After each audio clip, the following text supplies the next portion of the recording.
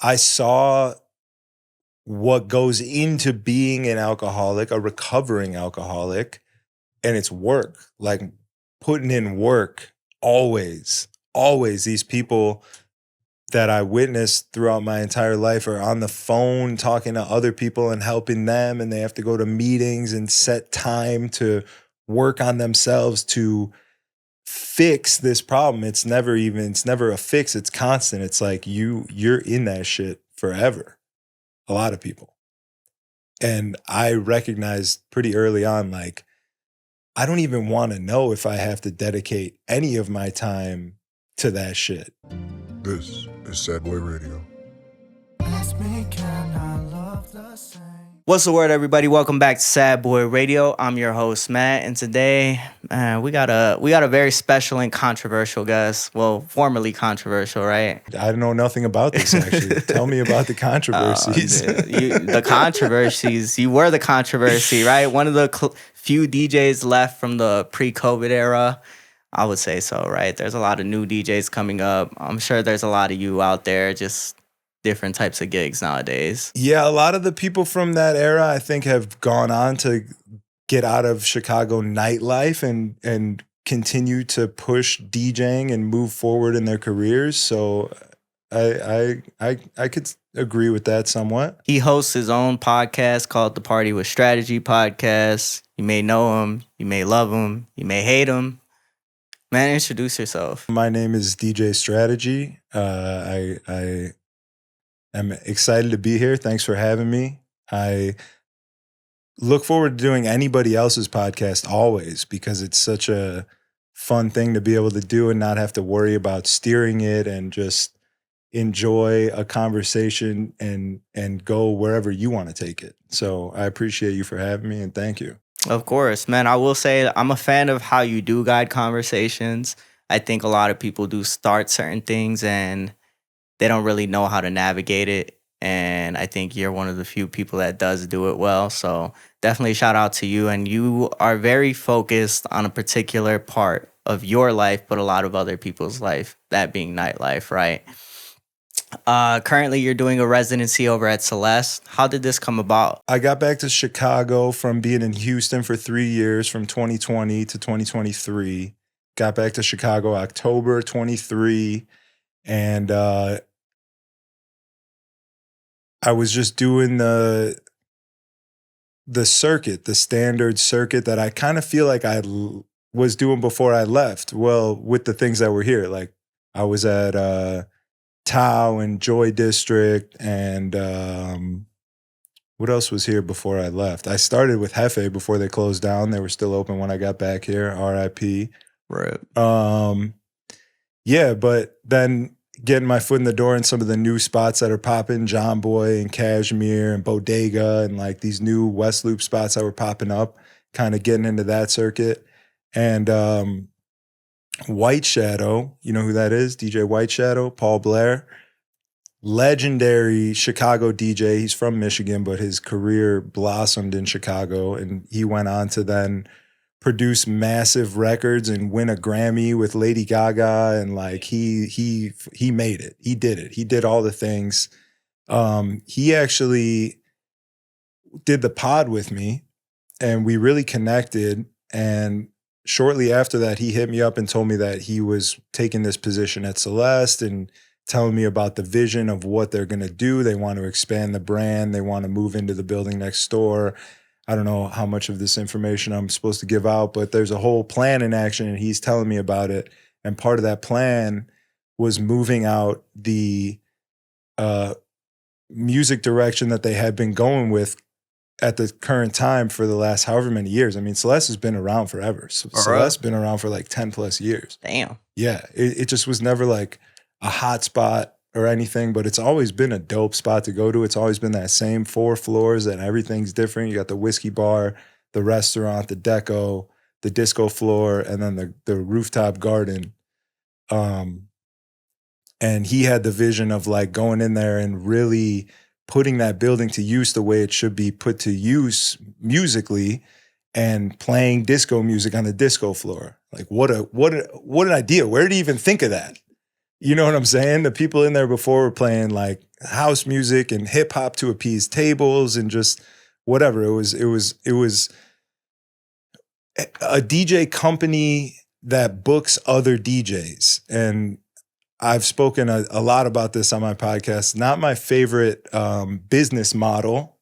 You know, you got people that have this booking power and this budget to book DJs, and their ultimate goal is to keep as much money as possible, but fill the place up with DJs that'll do it for as cheap as possible. And you let that run rampant and loose, and there's no direction in music. It's going to be whatever they want to play at that moment, which could be anything, which is crazy. So I feel like the Garden's always kind of been house music, but the first floor was a lot of house music as well, which didn't make sense because that was already happening on the top floor. And then in the disco, if you're playing house music, it's like, what are we doing? We have all these floors and there's a bunch of house music going on. It should be different music on different floors, give people an experience. They can go to the top floor and then go to the third floor and take a break, go to the second and bounce up and down. Like it's this whole fun house. And he told me this vision of what he wanted to do in there. And he said that he wanted me and Heavy to be a couple of the residents and work in there like Wednesday, Thursday, Friday, Saturday. I was coming from working just Friday and Saturday night. Out in Houston? No, in Chicago. In Houston, I like burnt out, bro. Burnt out. We're going to get to that. I was like, damn, it's a lot. I was really enjoying just working a couple nights a week, collecting some good checks, but also this is a great opportunity. It would be stupid to pass up on it. And I'm extremely happy that I took it. And it's just been so much fun. I've had people that I've known forever have come in there and partied and been like, I have never seen you have this much fun DJing. And this is like me who would put girls on my shoulders and like have my shirt off and like I was having a good time. You know what I'm saying? But the smile on my face at Celeste says more than that. Do you think that's because now you might value the art of throwing a party and the art of DJing more than the art of marketing it? Yeah, I absolutely value DJing, the art of DJing more than I ever have. Because previously it was just the marketing that you were super focused on, and whether you were a good DJ or not was to figure out later. Yeah, it didn't matter. There was a moment that I'll never forget where I was leaving a gig and Brody Jenner was playing at Parliament, which is the building that used to be Bounce right next to Griddle 24 right there. And like I wanted to play at Parliament. Parliament was dope, but Brody Jenner's playing there. And I'm like, I know I'm a better DJ than Brody Jenner. It's not a question. And at this point, he's been doing it for so long. He's actually a great DJ now, but this was 10 years ago. I was like, it doesn't matter. I can DJ. I can mix two tracks together. How well I do it means nothing to these people. It's all about the crowd that I can bring, the brand that I have. So it was like, all right, put DJing, the art of DJing on the back burner. Just play the songs that you know are going to get the club lit and focus on this other thing, which for me at the time was send nudes. So if your mindset was completely different from now at Celeste to your days over at Bottle Blonde, why is it Celeste reminds you so much of those days? It's just the feeling of the people that are in the space and the goal that they have set, which is to create a place where people can go to have fun. In the Bottle Blonde days, Bottle Blonde came at a time where exclusivity had reached its limit. Like Underground, it was annoying to walk up to Underground and be like, they're not letting me in because I got my shorts on, or they're not letting me in because I have a t-shirt on, or whatever reason they gave to not let you in. That got annoying. And Bottle came in and sort of filled that void.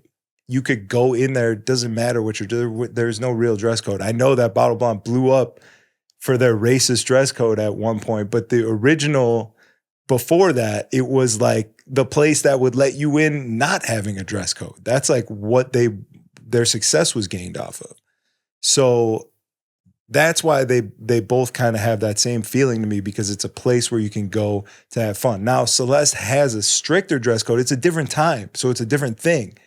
I feel like I'm riding the opposite end of the spectrum on each one of these. I've never really thought about this. But yeah, at a time when exclusivity was annoying and people wanted something different was Bottle Blonde. Now, inclusivity and all that shit has gotten to a point where people they'll let anyone into the club because they don't want to have a problem on social media or they don't want someone to get mad or whatever. Like inclusivity has run rampant and now exclusivity is kind of coming back. So I feel like I was on each side of what was happening. Like I'll say this, right? My cousin, when I first turned 21, he'd be like, "You're going out in a hoodie?" He's like, "I could never get into a club with the hoodie. Like I would have to go with a dress shirt and a dress coat and maybe they'll let me in." But yeah, I mean, I've never been in Celeste with the hoodie because they wouldn't let me in. They don't let you in? Yeah, they wouldn't let me in. But they said it was the cargos. I'm like, nah, it wasn't the cargos. It was the hoodie. The dress code thing gets sticky when it's like, oh, this guy just walked in with a hoodie, but you're not letting me in with a hoodie. And then they're like, oh, that's our DJ or he works here or whatever. Like, I don't know.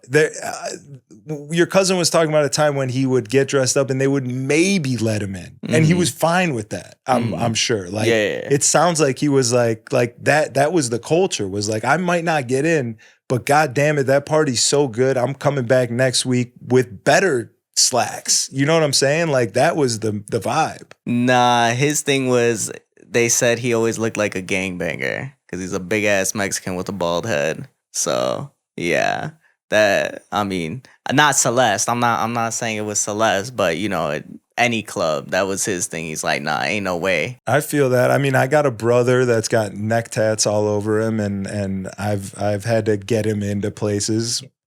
He can't go nowhere, but he was a BAM counselor. He's like the nicest, most sweet man ever, but he's got neck tats on. So I see the struggle. In what ways have you seen nightlife change compared to pre-COVID? It's emptier now in the way of like being able to go to a place and feel like you got something out of it, leave happy, leave satisfied. It's harder to leave satisfied. You kind of go and you spend a whole bunch of money and you're you know, not really taken care of well unless you're spending the most money in the club. It just feels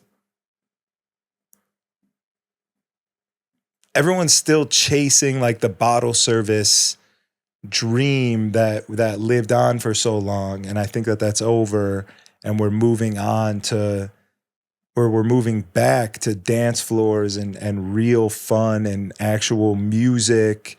And it's not all about, look at me, look what I'm doing, look where I'm at. The materialisticness of it is fading, I think, but people are still holding on to that because you can still make some money in that. So what do you mean by that, right? So you think that they're still chasing the money in nightlife rather than trying to create these experiences? Exactly, yeah. The money got so crazy at some point with bottle service. It was like that. It was like that. People were spending $20,000 on bottles of alcohol that cost the club $500, maybe $1,000. You know, like the numbers were insane. And I think that there's still some people clinging on to that, because if you think about it business wise, you're like, okay, I got a bottle of alcohol for $10 and I can pour it into drinks to sell at $16 each and make 100 times my money, or I could take that bottle and sell it for $500 with this piece of real estate table and make 600 times my money. Why don't I put my efforts into making 600 times my money instead of 500? You think that culture will ever come back to the top? In a different way, probably. There will be some new revelation or innovation or something in the space that people want to pay a bunch of money for. It just became, at first it was tables, it was a place to sit, and then it became, well, we got to make it extravagant. This guy's spending all this money. Let's get him a sign with his name on it. And then it became like, oh, I can go into a club and if I pay enough money, I could tell the DJ what to play. Like you get to run the night a little bit, you get to hand out orders if you got enough money. That shit's crazy. But man, let's get into real shit, right? Because I don't want to talk about this. Like, I don't want to talk about the culture of nightlife. I want to talk what nightlife's done to you. But to get to there, we got to start with your YouTube channel, right? Initially, it was DJ routines, then it was gaming. Somehow you got to the Strategy and Dolo podcast, and then you got a whole bunch of shit on there. Yeah, there's a lot of shit on there, huh? You did a deep dive or what? That's what I do, bro. How did it go from one thing to the other, right? So how do you go from these DJ routines to your Snapchat highlights to video gaming, and then eventually that all gets cut out and it's just the Strategy podcast? I think like I just have always done whatever I wanted to do in the moment and just gone for it. I'm like, I'm dumb enough to just do it. I can't plan anything out well. If I'm going to do something, I have to just do it and then like figure it out as I'm doing it. And I think that page is kind of a testament to that. Like, I like to scratch. I like to do DJ routines. So let me throw some up there. Also, that was like the first video that ever got a bunch of views for me was a video of me doing a DJ routine with this Action Bronson song on Facebook, and his Facebook page reposted it and it got like crazy views. This had to be in 2013, 12, maybe something like that. And I was like, whoa, this is insane. I'm getting all these views and comments and this is crazy. I gotta lean into this. I gotta do this. And then you realize that's not really what you want to do. You're just doing it because it got views and you think that that's what works. But like, yes, I love to scratch. Yes, I love DJing, but I'm not that dope. I'm not dope enough. I'm not Four Color Zach. I'm not DJ Craze. I'm not dope enough to build this brand off of DJ routines. So what's the next thing? Send nudes or Snapchat or whatever it was. Whatever I was doing, I would just go with that. Leading into the podcast, you've hosted people like Eric Boss, Payday, David Play. The list goes on with Maximo. Like, there's just so many, right? Why was this part of nightlife so important for you to focus on with this conversation? I think it's just what I know best. So it's easiest for me to talk about. It's the people that are most accessible to me. It's entertaining and it is its own world. So all I'm trying to do is just put that on video a little bit or create that storyline even for what is already in existence, but not being documented. So what was it you were trying to show the people? I like to talk about DJing a lot because it is something that's constantly changing for me and on my mind, and something that I think that I know. It's the only thing I really know about because it's the thing that I've done for the longest. And then like with DJing comes all these other aspects of it. You're now involved in nightlife in a city, which is its own thing, but it is also so intertwined with DJing.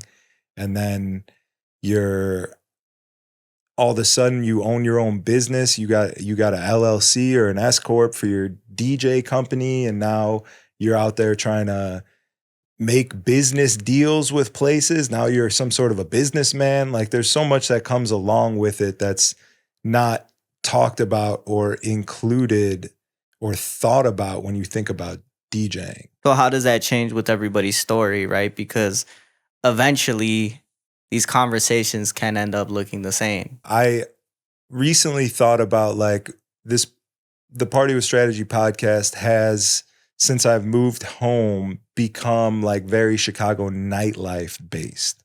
And it is getting a little repetitive and it is getting a little boring for me to sit there and have the same conversations over and over. V5. V5, they didn't even talk about it, bro. There's all these rumors and all these crazy accusations and all these things about V5 that people want to talk about. And I said, all right, come on the pod and let's talk about it. And they got shook. They tell you off camera again afterwards. They're like, next time I'll say it. Yep. They got shook. And not that like it's not that I don't like V5 and I want to fucking be the guy to take him down or anything. But like, if this is what's being talked about, like, let's talk about it. Maybe I can prove you wrong somehow or something. I don't know. Like, I don't have like a master plan or anything against V5, but like, if you're passionate enough to talk about it, come tell me about it. Let me see what's up. So being a part of nightlife for so long. But hold on, before you go on, I didn't finish. We strayed away. I've recently been thinking about what I want to do with the pod and how I'm gonna progress it. And I want to make it more of a Chicago-based podcast than just a Chicago nightlife-based podcast. And that's what you did with the restaurant thing, right? Well, we just filmed over at Pasta Via, and we've had, and that was Billy and Gino. Gino is also one half of Gino and Marty's. So we had Gino and Marty's on as well, or Gino and Marty. And yeah, I mean, that's still, there's nightlife aspects to that. Because I know both of those. I know all three of those dudes from nightlife, you know? Like, Gino used to run Vertigo at the top of the Dana Hotel.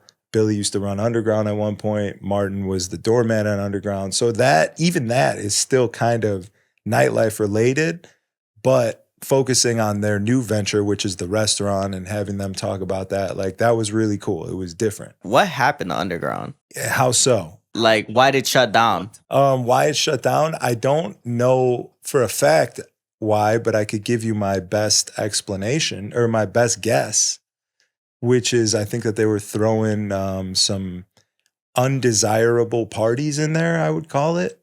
And I think that there was a lot of violence and danger happening and not a lot of thought being put into who's going into this space, whose money are you taking? You're just thinking about the money itself. And I think that was the ultimate demise of the space. They shut down on their own? I believe so. There's, you know, there's rumors and there's so many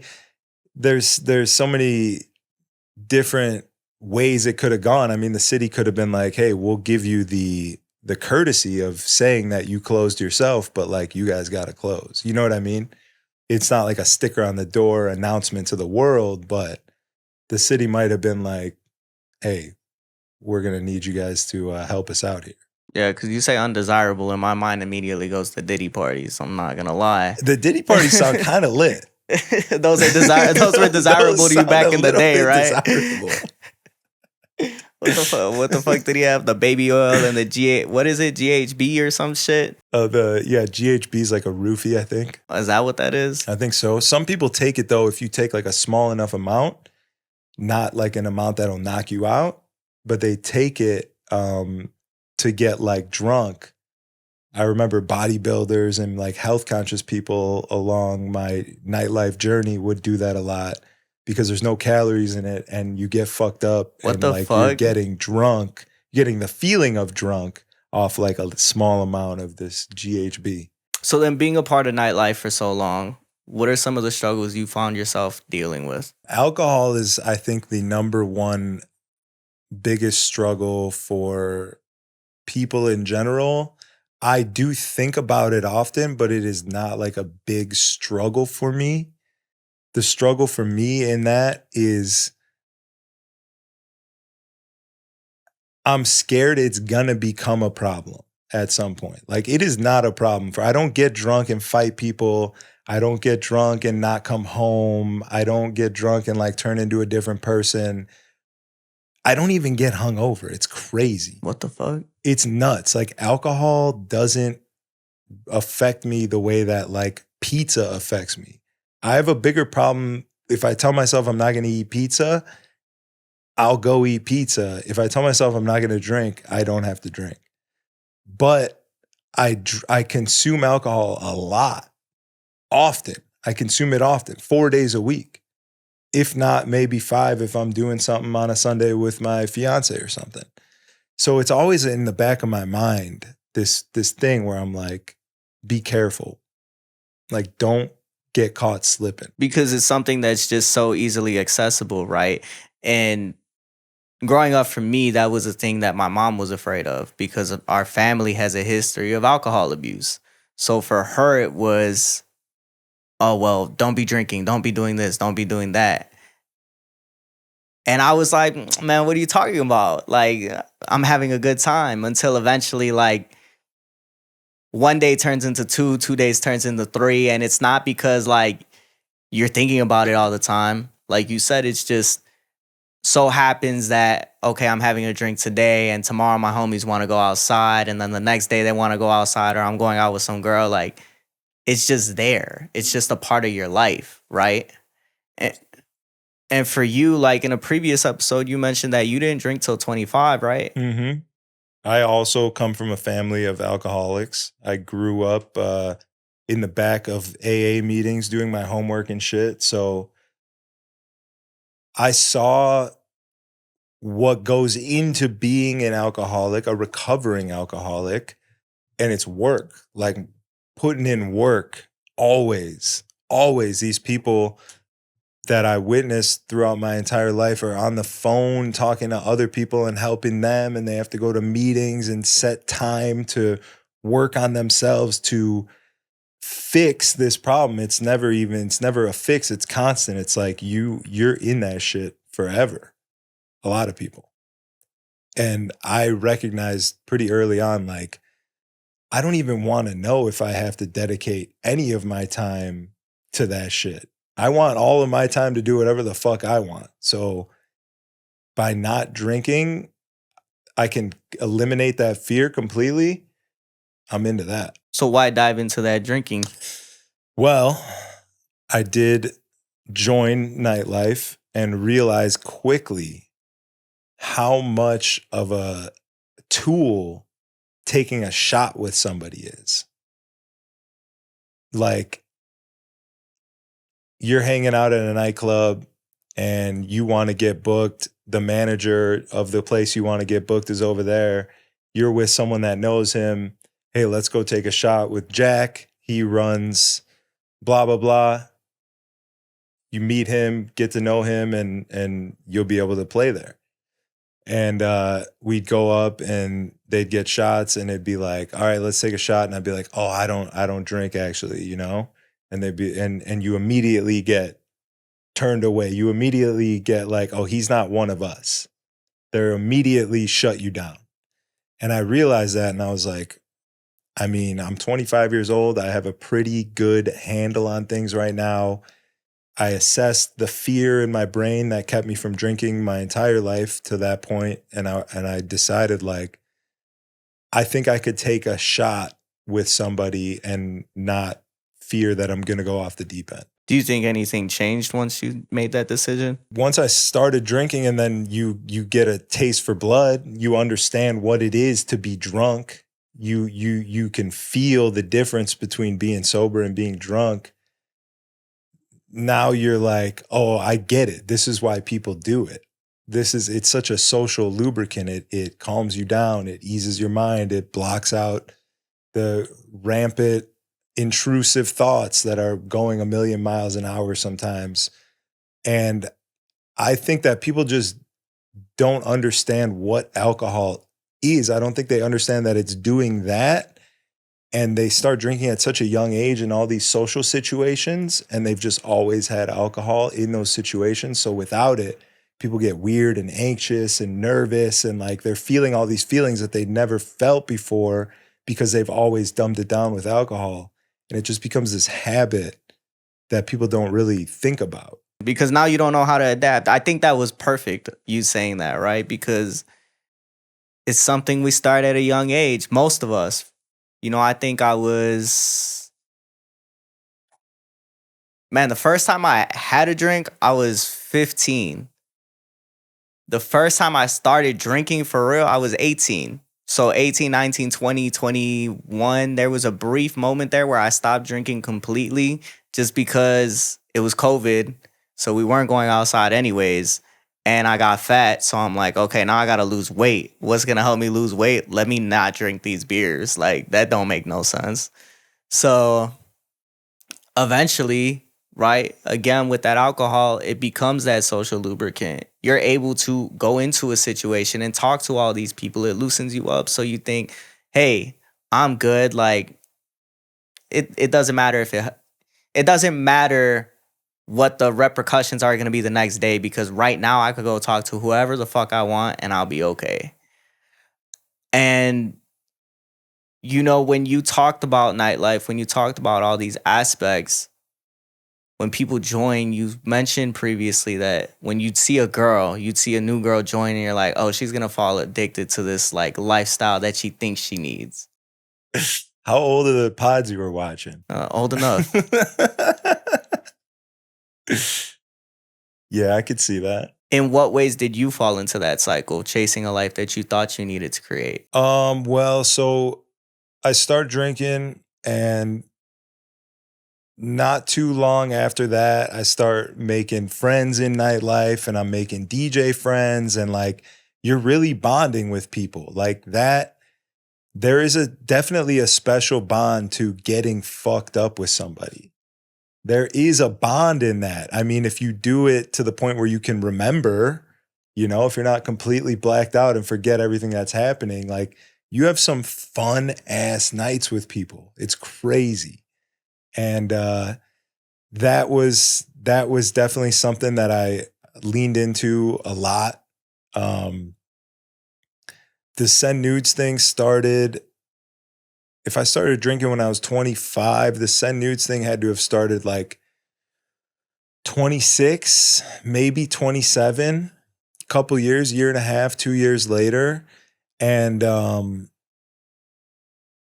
then it was just, it started taking off so fast that it was the mentality was, this is it. This is my rocket ship to take me to the top. Like, this is happening. People are enjoying it. I'm getting people to watch what I'm doing. I have fans. I have new residencies. I'm getting booked at places that weren't booking me before because I got 20,000 views on my Snapchat. Like, everything was happening. So it was whatever I did to get here, do more of that.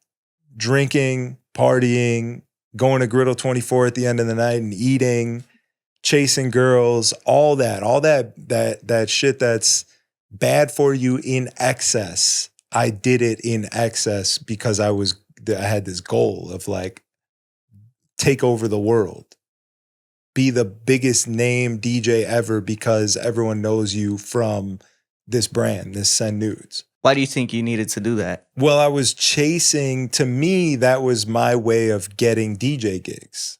I want to go play Tao in Las Vegas. And if I blow up big enough on social media, I'll be able to do that. If I book a show there, I'll have enough fans where I can say I'm playing here and they'll fill up the room. Like, that was my mentality. That was my thought. What was it about that did you think was going to make you happy, being able to play those big clubs? Well, everything was making me happy in that moment. That was everything I wanted to do. Absolutely. I was having the time of my life. All I wanted to do was chase women, play music, and party. And then along with that, all the dumb shit I got to do with the Send Nude stuff, chipping golf balls into holes that girls are squatting over and using a T-ball on a girl's butt cheeks and smacking it off. Just like dumb little kid, fun, stupid shit. I got to do all that and create all this content and bring my ideas to life, even though they were just dumb ideas. It's you get a feeling for that. You get to feel that rush of like waking up in the morning, thinking of a skit or something that's going to go viral and then executing it and like living that life of just creating shit, even though it was all insane and sexually based and like all this whatever. Like, you know, a lot of people looked at it like it was nonsense because it was nonsense, but also there's so much more to it. There was a gateway for me. So it was all part of a strategy. This degenerate activity was intentional. A little bit. There was I leaned into it. You know, I still get people to this day that are mad at me because like I created this persona as if I was the big party animal, as if I was doing all the cocaine in all the back rooms. And I've never done cocaine in my life. So when people would see me that have been following the Snapchat or something at 4 a.m. at the mid and they're like, yo, come do a bump with me. And I'm like, I don't do cocaine. They're like, yeah, I'm fucking right. You don't. Like, get the fuck in here, brother. And I'm like, no, dog. Like, I don't do that. I don't go to after parties. Like, I was in it strictly for the pussy. There's people that can't stop partying because they just love the party. They can't stop. The lights come up at the club and they're on their phone. Where's the after party? I need more cocaine. I need more alcohol. This night's going so well. I can't let it end. I've never been that guy. I always was in it for the girls. That was my big thing. Like, I wanted to try on every shoe in the world before I picked one to wear forever. You know what I'm saying? Like, that was my thing. And I did that up until I started to realize that I didn't want to do it anymore. So what was the moment that showed you that? It was definitely like post-COVID, being in Houston. It was a whole mix of things. I had this woman that I was with over COVID that sort of was like the starting to thinking like, okay, maybe the girlfriend thing is for me. You know, the world's shut down. You're in a different space. Up until then, I was always like, I'm never going to have a girlfriend. I'm not going to have a girlfriend. I'm too busy chasing my DJ dreams. I have no time to dedicate to a woman, a girl at that time. I would have been looking for a girl, not a woman. So at this point, you're still looking to, right? You're still looking at, I'm not done chasing what I'm chasing. So then what was the moment that showed you like, this isn't my life no more? I just started not enjoying it as much. Like, I really did enjoy it. When I tell you that I was having the time of my life, I was having the time of my life. And the only thing that made me stop was because I started to not have as much fun. I started to realize this is not what I want to do, I don't think.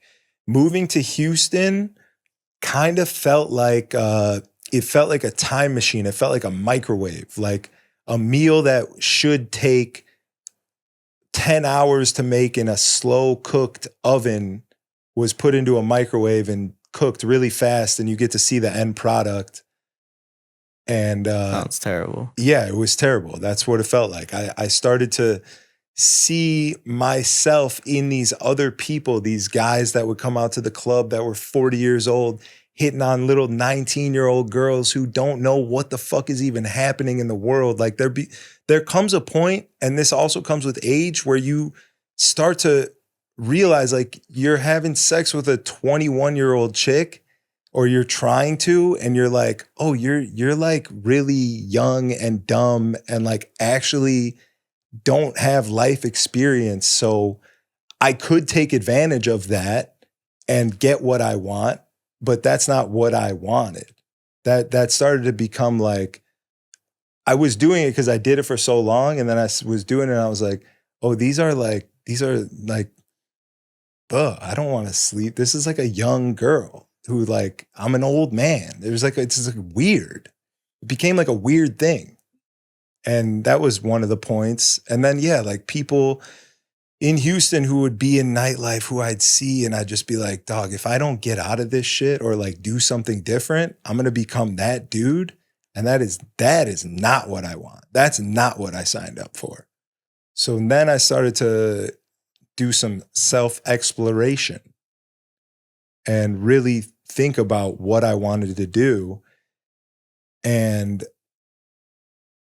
I started to realize like, okay, having sex with all these girls is not something I enjoy anymore. I want to find a woman to create memories with. I want to find a woman to start a life with, to move on to this next part of my life. I started to realize that like there was more to life. At prior to that, that's all I thought life was having fun, doing whatever you want. And actually, I still think it is doing whatever you want. I just want different things. I started to realize that my wants and my desires were not what they were at one point. And I think that's a completely normal human experience. I mean, as it should, right? As you get older, you can't be the same person you were when you were 21 years old. Life changes, people change, and the circumstances of what you live are completely different. The fact that you went out to Houston, when you went to Houston, you were in a completely different relationship. When I left for Houston, I had a girlfriend, yes. And I left her to go to Houston.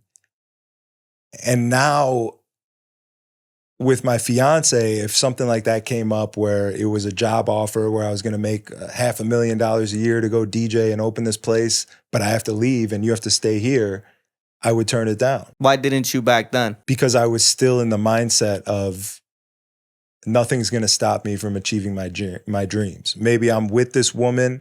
Maybe I've given in a little bit to where I'm like, okay, I'll have a girlfriend. I'll give her some time. But, business is calling. I got to go. Do you think back then you were running from this fear of commitment? Yes, but also no. Like I did have a fear of commitment for sure. But also I just wanted to be a sleazeball. And I didn't want to be an unfaithful sleazeball. Like I was taught. We respect that. We respect that. You know what I'm saying? Like I was taught from my brother was like, fuck all the girls you want. But if you're going to be with a girl, then you're committed to her. Don't cheat on her. Like if you want to just fuck girls, then there's no reason for you to be with one girl. If you're going to be with one girl, then stay with that girl.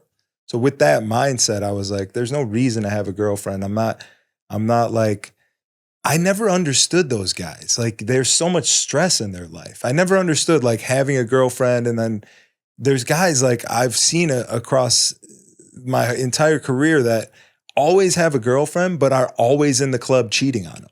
And I'm like, I don't even understand how this works. You're obviously getting caught.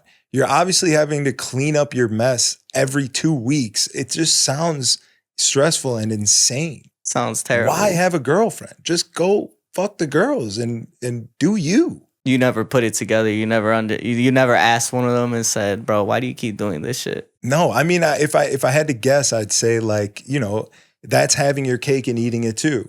You get to go home and snuggle with your girlfriend and have lovey-dovey. Oh, this girl loves me, and you feel good about yourself. Someone else loves me. But then you also get to feed into your childish thoughts of like,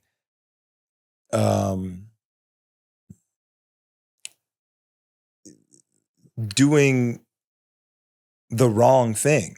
Doing the right thing is the hardest move always. Like doing the thing that's hard to do is always the right move. It's so hard to see that sometimes, but if you're just giving into your caveman brain and you could go rub one out and be fine and be faithful to your girl and like not give in to that urge to go fuck some other girl because you were scrolling on her Instagram and she liked your photo and like, like giving into those urges is that's little boy shit to me. Sometimes what we want isn't exactly what we should have. So sometimes what we need to do and the right thing to do, it's not the choice we want. And that sounds terrible when it comes to relationships, but not cheating on your girl a lot of the times people want that shit, but that shit's the easy way out. Yeah, exactly. Something I wanted to ask you was how much of your strategy persona was something that you thought you had to be? Like at that time of doing those things, being a sleazeball god? Essentially, if that's how you want to put it. I never really felt like that. I always preached on my social media about how it's fake. Like I'd see people on a Wednesday afternoon filming a video with Dolo, and they'd be in the bar drinking, and they'd be like, "Oh, let's take a shot." I'm like, "No, I'm not drinking right now." And they're like, "But you're strategy, you're the guy. Like, I'm gonna tell everyone you didn't take a shot with me." And I'd be like, "All right, you fucking weirdo. Tell whoever you want. Like, who gives a fuck? What are you talking about?" You know what I mean? I never really felt like I had to do anything. I I truly did it because I loved it. I fucking loved it. I enjoyed every second of it. Do you think it was something you were trying to live up to once you got to Houston, or once you got to the end of Houston? At that point, yeah, for sure. After moving to Houston and then, getting a little bit established over there and getting my footing, it was like, okay, how do I bring this to Houston? How do I show Houston my brand and what I do and how I party? Like, let me dive back in. We had we had a 6-month break, being in the crib, quarantined. Now daddy's free. Let me go crazy. And it started cool, fine, great, fun. World's open. I'm back at it. I'm having a good time. And then just slowly over time of not feeling good. I didn't enjoy just life. I didn't know what was wrong. It's not like I woke up one day and I was like, "Oh, I got to stop doing this. This is it." But it was a bunch of shit. And that being one of the things, I just didn't feel good. I had felt good my whole time up until then doing these things. And then I stopped feeling good. And it was like, oh, I got to reassess. I got to recalibrate. That's why you describe Houston as rock bottom. There's a couple reasons. What are the reasons? Have you ever been to Houston? No. What are the reasons you describe Houston as rock bottom? Definitely that was one of the reasons. Another reason was because I was feeling myself hate my life, but also just said, it's fine. I'm making a bunch of money right now. I was making the most money I ever made in Houston. I like doubled my income moving from Chicago to Houston, and we were making good money over here. And Houston's cheaper to live in. So like, I was balling, and I just led with that. I was like, it's whatever. I feel like shit. It's fine. Doesn't matter. I'm making a bunch of money. I'll sacrifice my feelings to collect these bucks. I think that might be my Jew brain that took over at the time. But that was another reason, is because I was just money focused. I was money hungry and like being greedy and not taking care of myself, even though I knew I should have been. I would periodically come back to Chicago and DJ and see my family and my friends and everyone I loved. And visiting for the 3 years until I moved back, it was like, damn, dog, this city is not what it used to be. This city's in shambles. The nightlife, the party scene, just the people, just the politics, everything was in shambles. So of course the city is going to follow suit. You know what I mean? So it was like, I feel like shit. I could just move home, but like, why would I? There's not anything going on there. It doesn't feel the same. It doesn't feel good. Let me just stay in Houston and make this money. So like, I rode it till the wheels fell off. I hit rock bottom because I did it on purpose, essentially. I knew I was feeling like shit, but I was like, fuck it. Keep it going. The money's coming in. I got one aspect covered. I'll figure out the rest when I have to. And there came a point when I had to. What was that point? That point was when my lease was up. My lease was coming up. I really, really, really at that time realized I'm looking for a woman to spend my life with. And there is not a chance in hell she's going to be from Houston. I'll tell you that. And my brother was trying to have a baby with his wife. So those were, I think, the 3 major things that played into me being like, okay, now it's finally time. Is that when you realized that you had to let go of part of who strategy was?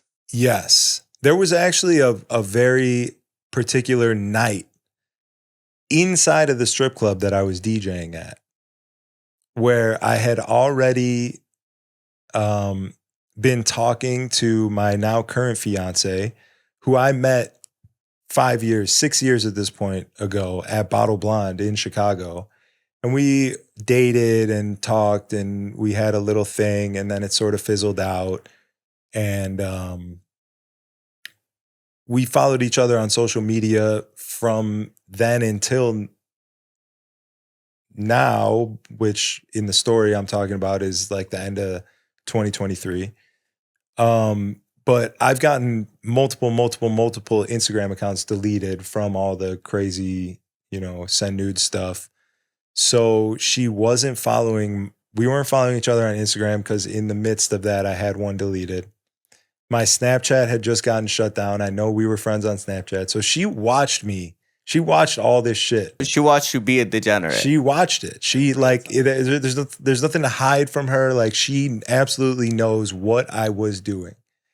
And okay, so I say that to say we rekindled our flame. I came home and visited and I met with her and like we were loving spending time with each other. Then I brought her out to Houston and we spent time there and it was like, okay, this is a girl that I want to be my girlfriend, which is not something I said since I was in like 3rd grade. You know what I'm saying? Like I remember even asking Dolo, I was like, am I supposed to ask her to be my girlfriend? Like, is that how this works? I didn't even know. And he was like, yeah, you have to ask her to be your girlfriend. So I wrote her a poem. Hey, you surprised me. You surprised me. It was like a funny poem that had all these references to all these things that we did in the short time we had rekindled and all that. We spent a ton of time on the phone and on FaceTime and stuff. So it was just like a little goofy, funny poem with all these references to these things. But I had a point I was going to make and I forgot it. Oh, there was a particular night. So I'm talking to her. I know that I want her to be my girlfriend. I know, like, I feel so strongly, like for the first time in a long time, that this is exactly what I need to do. And I just had come to the epiphany that there's no way that I can move forward and jump onto this next lily pad and elevate my life and bring it to where I want it to go if I have my phone full of all these nudes over the last 6 years that I've accumulated. Thousands, tens of thousands of nudes. Throwing stickers on people. Stickers, all the videos, everything. And I was at the strip club I was DJing at, and I just started deleting them all. Every single one of them, like to the point where I was like, I want my phone to be so clean that there's not even a second thought of being able to hand it to her when I say, hey, look at this. Oh, this is so funny. Like I don't even want the second thought of like, oh shit, I got to make sure she doesn't scroll or whatever the fuck it is. And like, that was a night where I for sure knew what I had to do. There's not a lot of times when I know what I'm supposed to do in life, but that was one of them where it was like, it's time. That was the night strategy died. That was the night strategy died. Yeah. Damn. But no, I don't even know. I don't know if you could say that. Strategy's still alive. It's just a different thing. That I would say that's the night send nudes died. Now you got the version who unbuttons his shirt and smokes a square in the club. I always need I need some sort of bad thing to be doing. Even if that bad thing is not that bad and it's just smoking a cigarette in the DJ booth, I need you to know that if you're at my party, you can get a little loose. You can have some fun. This isn't like a corporate. You're not at... Smoking a square in the club is a little crazy. Is it crazy though? I mean, people are vaping Fruity Pebble China juice into my nostrils all night. Why can't I light up an American Spirit? I guess, man. I guess. You be smelling crazy after a square, I'm not gonna lie. Yeah, I don't love the smell of cigarettes. I grew up. And then you got a mustache, bro? Nah. It sticks in there, huh? No. Hey, not even my girl cares. I love that you care so much. My bad. I'm kidding. Do you feel like part of you was always missing love? Now that you have it? That's kind of crazy that you say that. Yeah, a little bit, I think. Even though I grew up with so much love, like my mom and dad and brother and grandparents and aunt and like Jewish overbearing family love. Like they made sure I knew that they loved me. They told me they loved me all the time. But even with that, I think yeah, there was something. How would you describe the difference? I don't know. I think maybe even they, because actions speak louder than words, right? So maybe they told me they loved me so much because there was cause for it. Because maybe something had happened in the crib that was kind of crazy and they needed to reassure me that I was loved. So they would tell me, but I'm still experiencing whatever thing may have been happening. My parents got divorced when I was in second grade. My brother was a little bit of a psychopath. He was like the town bad kid.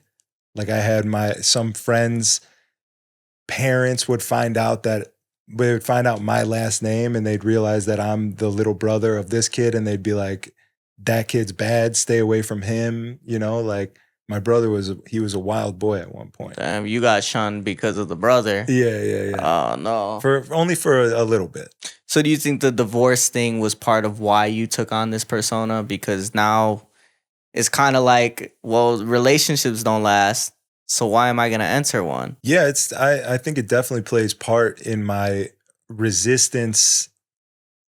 I never even cared about being in a relationship because to me they all fall apart at some point, It was never even, it was like, okay, I can do this thing and just get the sex that I want and have time with women and like all these things filled the void of being in a relationship with somebody. What I had imagined it was, you know what I mean?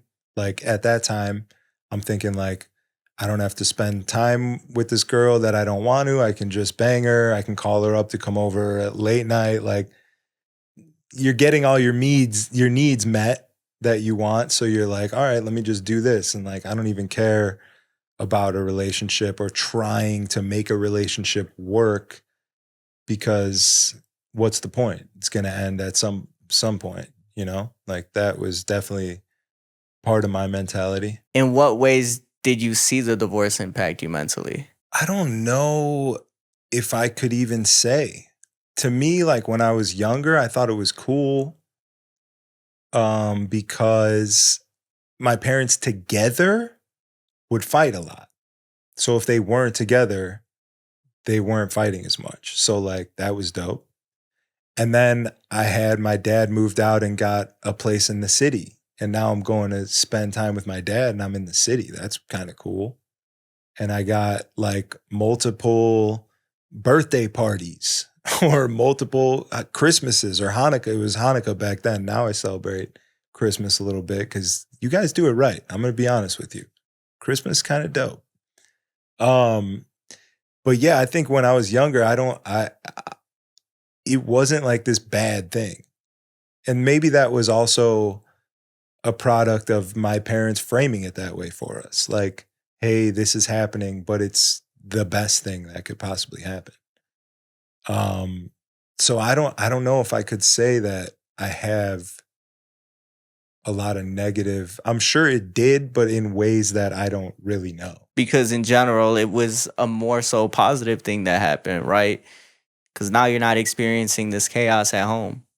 It's sort of calmed down. Absolutely. You've changed a lot over the years, man. I'm glad to see you're in a place where now you're happy with being with one person. You're happy being... Man, I mean, there was never a time you weren't happy being who you were, other than Houston. Houston was a really bad time for you. It was a bad time. But I think it's fun to blame Houston and do that. But it was really, I think, a bad time for a lot of people, COVID and the couple years after. There was a few little shining lights of money that got blessed onto us. But other than that, it was a weird and... The stimmies? The stimmies were good. You had more than a couple stimmies in that Houston check. Yeah, bro. In what ways has your idea of what a man is changed now compared to when you were in your 20s? I thought like being a man was, being strong and being able to protect the family and being disciplined. And I think that there's some small weight to all those things in being a man. But my biggest realization with it is that I think it's about doing the harder thing to do. It's about facing the uncomfort and walking into it and not just giving in to your urges. I think that is what really being a man is to me. And that's like, you can interchange man with whatever pronoun you want. Like if you want to say being a woman is facing your fears and being uncomfortable, that works too. I think it's just like it's man for me because I'm a man, but it's like You don't identify as anything else? I do. I every time I listen to Broke Boys by Disco Lines, I feel a little gay because I think about that picture of him with his shirt off and I really enjoy it. But other than that, I'm a man. Yeah. Hey man, shout out to you. I appreciate you sliding, bro. I feel like I don't know. I don't feel like I mentioned enough of your antics because there's just so many. Like there were the Dickers. I I struggle with this in particular because like, if you go watch an old Strategy and Dolo show where we're fucking on Facebook Live from the kitchen of my crib, I'm not reserved whatsoever. Like it's all about just being the biggest and best fuckboy that you could be. You like took it to another level. Cause like I remember being in college and people called me a fuck boy, and I was like, okay, that's my personality. But like yours was a different level. Bro. Overdo it. Yeah. Like I was really trying to overdo it. And I had so much fun talking about it and shit. But now I like if you had a specific thing to mention, I could probably speak on it, but like it's hard for me to even go through and talk confidently about the things I did because I don't think about them as things that I enjoy anymore. It doesn't bring joy to me. Does that make sense? Like I don't regret any of it. Absolutely not. I would never tell you I regret it. It's just not a happy memory for you anymore. It's not just those. Yeah. Most of them. I mean, there's a ton of happy memories. I think about like running around town with Dolo and going to clubs on Sunday from 1 p.m. to 5 a.m. and like all the insane shit we did. Some of those are the best nights of my life. But and like just the little antics were mixed in them, but like I don't know. It feels like for me to move on again and like really be the person that I want to be, that shit I don't like to lead with it because I'm trying to leave it in the past. You know what I mean? Who's that person you want to be now? The person I want to be now, I want to be a husband. I want to be a really dope DJ. I want to be somebody that can transport a room full of people onto this journey of music that they didn't even know that they liked. I think I'm getting the opportunity to do that in some of these rooms at Celeste, and I'm really leaning into it and trying to do my best to be a outstanding DJ. Because like we said before, like there was a long time when it was like, it doesn't matter. I'm playing Big Sean and Nicki Minaj ass. Like I know what I'm playing. I'm playing Drake, Nice for What. No thought whatsoever has to go into that. I'm thinking about whose titties I'm putting stickers on. That's where my head was. Now I'm all like, let me find some new disco. Let me find some DeSofer tracks that are just going to set the room on fire. Well, shit, bro. I appreciate you coming through. You got anything you want to plug real quick? Just the Party with Strategy podcast. If you enjoyed this, check that out. YouTube, Spotify, Apple Podcasts, wherever you get your stuff, it's all there. We drop an episode every Monday, and there's an exclusive extra episode on Patreon every week as well that drops on Thursday. Make sure you guys go ahead, check out Party with Strategy. Make sure you go ahead, like, comment, and subscribe. Sad Boys for real. Peace out. This is Sad Boy Radio.